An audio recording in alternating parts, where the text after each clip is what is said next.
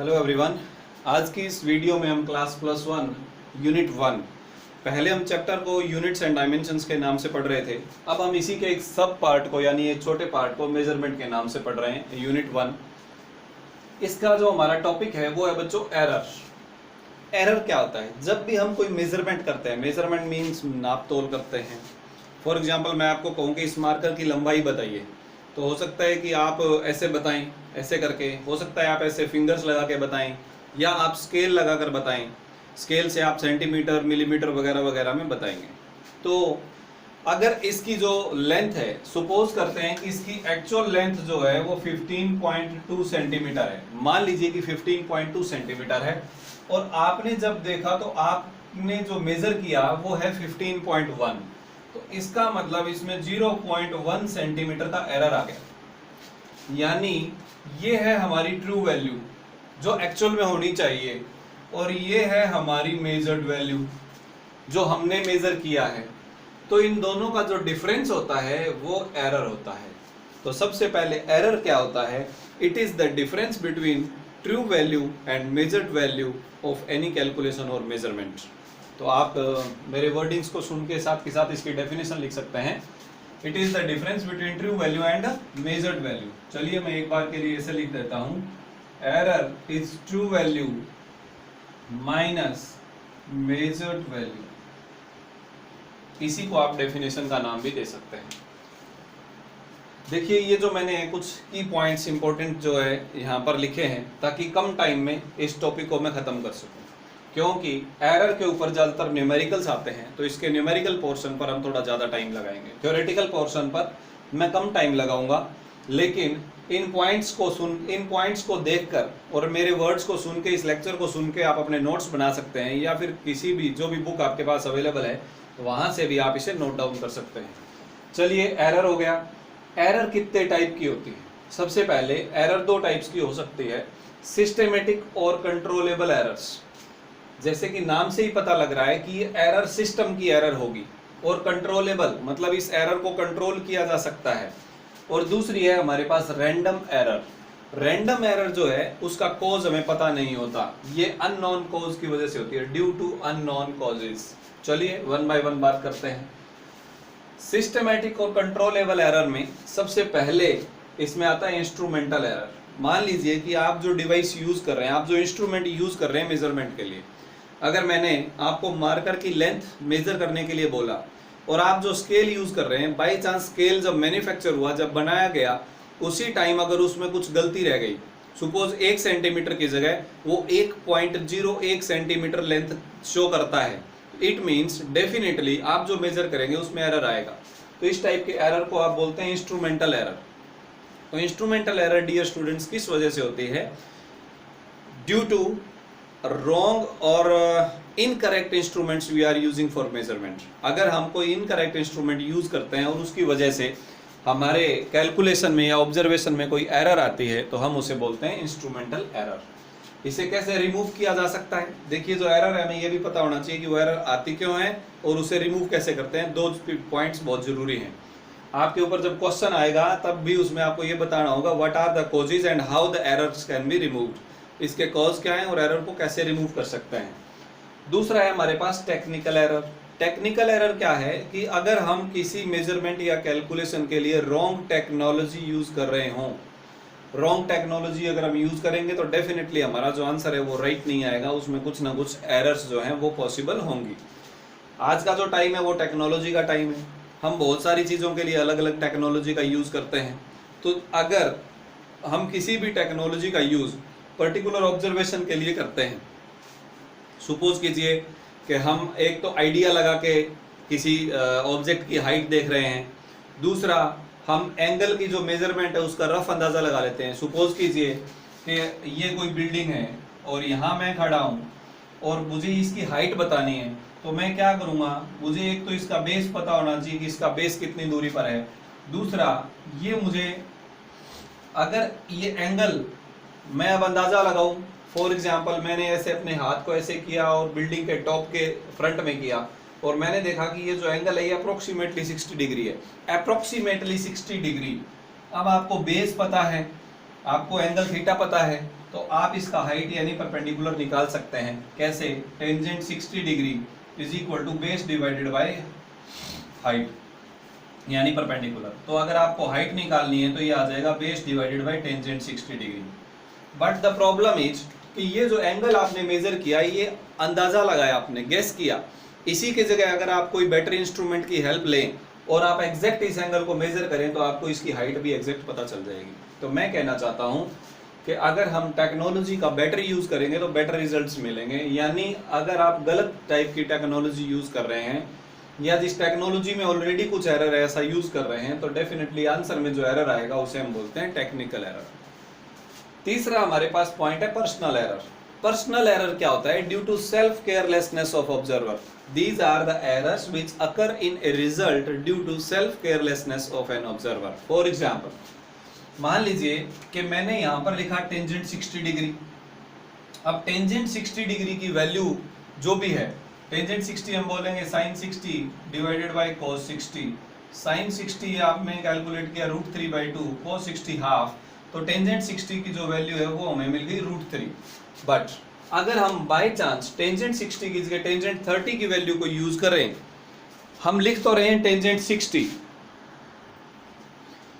Suppose हम लिख तो रहे हैं टेंजेंट 60 डिग्री, इसकी वैल्यू होनी चाहिए √3, और हम by chance by mistake tangent 30 degree की वैल्यू कैलकुलेट कर लें। यानी कोई स्टूडेंट बाय चांस उसके दिमाग में ऐसा सेट हो जाए कि साइन 60 जो है वो 1/2 है और ये 1/√3 है, तो ये जो है इस वैल्यू को हम गलत कर देंगे।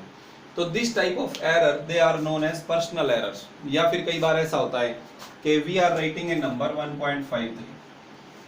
सपोज दो बच्चे हैं, दोनों बच्चे कुछ ऑब्जर्वेशन में लगे हुए हैं। एक स्टूडेंट बोलता है और दूसरा लिख रहा है। एक स्टूडेंट ने बोला 1.53, दूसरे ने सुना भी 1.53 बट लिखा 1.35। ऐसा हमारे साथ बहुत बार होता है रूटीन लाइफ में। तो ये पर्सनल एरर है। ये पर्सनल एरर किस वजह से आई? सेल्फ केयरलेसनेस की वजह से, हमारी असावधानियों की वजह से। तो इसे कैसे रिमूव किया जा सकता है? सावधानियां रख के, केयर रख के। Due with better care we have to measure any number. तो चलिए, ये हमारे पास थी 3 टाइप की सिस्टमेटिक एरर्स। इसी सिस्टमेटिक एरर का दूसरा पॉइंट है कि इट मे बी पॉजिटिव और नेगेटिव। ये जो एरर्स हैं ये पॉजिटिव एरर भी हो सकती है और ये नेगेटिव एरर भी हो सकती है। अब पॉजिटिव और नेगेटिव का क्या मीनिंग है? देखिए, जैसे कि मैंने आपको बताया कि हमें मार्कर की जो हाइट है वो मेजर करनी है या मार्कर की लेंथ मेजर करनी है। अब जो स्केल आप यूज कर रहे हैं, इस प्रकार से हमारे पास एक स्केल होता है लाइक दिस, 0 सेंटीमीटर, ये ½ सेंटीमीटर, ये 1, ये 2 centimetre, like this. Okay, now अब अगर ये जो 0 है ये बाय चांस इस यहां की बजाय यहां पर प्रिंट हुआ है, अगर यहां प्रिंट हुआ है तो इट मींस 0.2 सेंटीमीटर ये पहले ही दिखा रहा है, यानी already it is showing 0.2 centimetre. तो हमारा जो लेंथ 10 सेंटीमीटर होगा उसकी जगह 10.2 सेंटीमीटर हम उसे रीड करेंगे। इट मींस जो एरर पहले ही ज्यादा है दैट इज पॉजिटिव एरर। तो हमें क्या करना पड़ेगा? सपोज हमने 10.2 सेंटीमीटर रीड कर लिया और हमें पता चल गया कि इसमें एरर है 0.2 का, तो हम उसे माइनस कर देंगे और हमें हमारा आंसर सही मिल जाएगा। इट मींस पॉजिटिव एरर्स वो होती हैं जिसमें ऑलरेडी जो 0 है वो 0 के राइट साइड में हो, जो 0 के राइट साइड में हो या 0 से स्केल की साइड में शिफ्टेड हो। इस टाइप की एरर्स को हम पॉजिटिव एरर्स बोलते हैं। बट अगर बाय मिस्टेक ये लेफ्ट साइड में हो, इट मींस हम कुछ नेगेटिव पढ़ रहे हैं पहले ही, यानी यहाँ पे अगर आप 0.02 सेंटीमीटर पीछे का रीड कर रहे हो तो 10.2 के कंपैरिजन में हम क्या रीड करते हैं 9.98 सेंटीमीटर, तब हमें क्या करना पड़ता 0.2 सेंटीमीटर ऐड करना पड़ता। तो ये जो एरर है ये नेगेटिव एरर थी। यानी अगर आप एडवांस वैल्यूज कुछ ले लेते हैं तो वो आपकी पॉजिटिव एरर्स हैं, यानी 0 के राइट साइड की जो एरर है जो सिस्टम में पहले से अवेलेबल है दे आर पॉजिटिव एरर, और जो लेफ्ट साइड में है दे आर नेगेटिव एरर। तो पॉजिटिव एरर का मतलब अगर हमें रिजल्ट में कुछ ज्यादा मिल रहा हो एक्चुअल वैल्यू से तो वो पॉजिटिव एरर होती है। उसको रिमूव करने के लिए आपको वो एरर माइनस करनी होती है रिजल्ट में से। और नेगेटिव एरर क्या है? जो हमें पहले ही एडवांस में ही कुछ लेस शो कर रहा हो तो हमें उसे रिजल्ट में ऐड करना होता है। तो पॉजिटिव और नेगेटिव एरर क्या होता है, आई होप आप बच्चों को पता चल गया।